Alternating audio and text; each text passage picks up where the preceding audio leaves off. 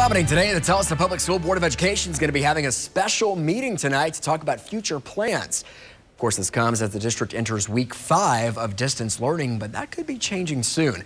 Works for you, Tatiana Taylor joins us live this morning. And Tatiana, could Tulsa Public School students be heading back into the classroom by the next quarter in November?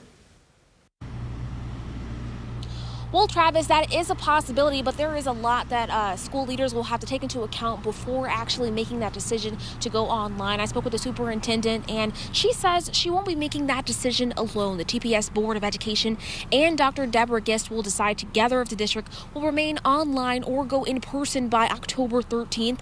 That decision just 2.5 weeks away, and it won't be an easy one, says Dr. Gist.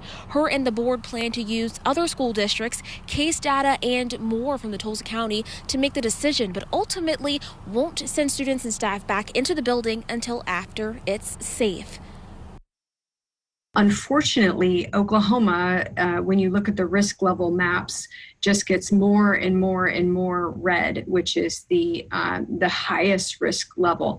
And the county by county, it's just getting higher and higher. I do worry in the longer term if we as a state don't get a hold of the virus, it could begin to affect us here in Tulsa County.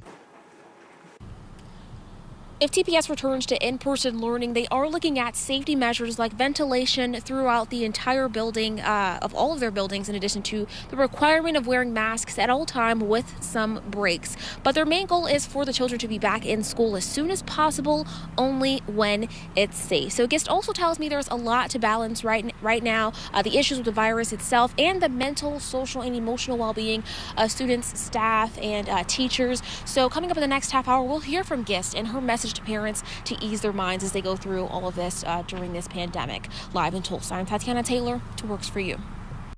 And as Tatiana